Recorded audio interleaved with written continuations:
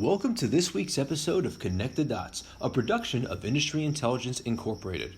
I'm your host, Nevin Barich, and this week we're going to talk about a growing movement in the food and beverage industry regarding companies offering fewer products, particularly smaller brands and older name brands.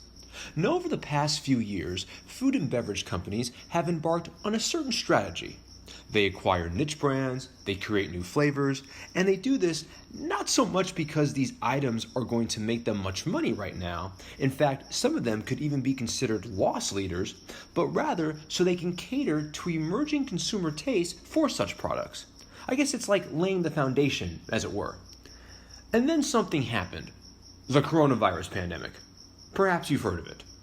And perhaps you know that when it first hit, seeing supermarket shelves being emptied out of basically everything was a common sight. So what did food and beverage companies do?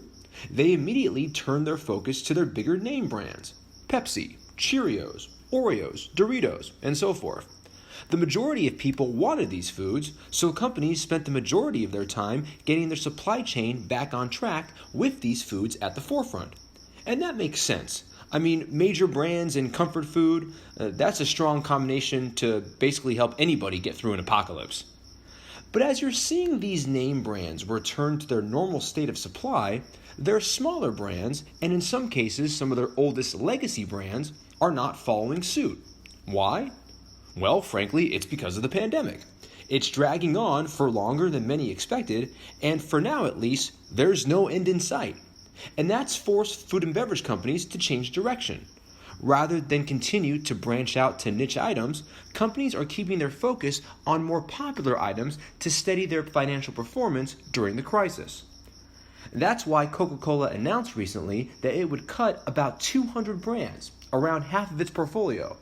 Among the cuts are Tab, Coca-Cola's first diet soda, which hasn't been a major seller in decades, and Zyko Water, a coconut water beverage that the company once had high hopes for.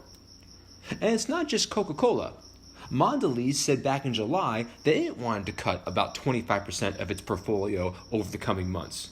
And Nestle, General Mills, and Danone are all companies who are looking to cut, sell, or just get rid of underperforming brands. And while some of these brands may have been on the chopping block before the pandemic, all of these companies have admitted that the pandemic is leading them to consider which brands and individual products are worth producing.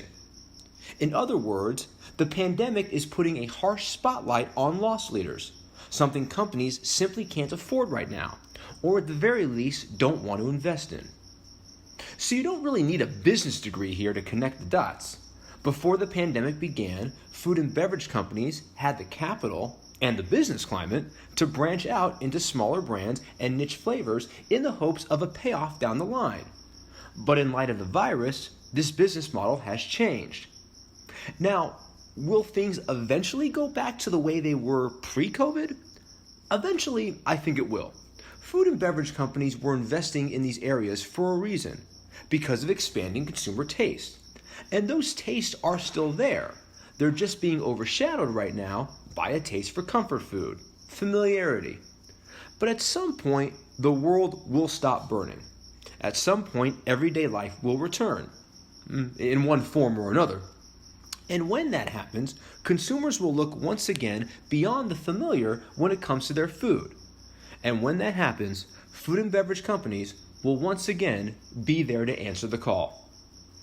And that's going to do it for this week's episode of Connect the Dots, a production of Industry Intelligence.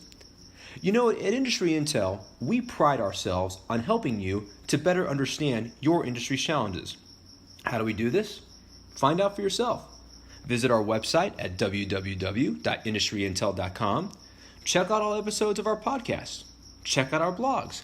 And shoot us an email and ask us about Microsoft Teams integration. We help our clients make their business better. Let us help you do the same. Until next time, I'm Nevin Barich. Take care.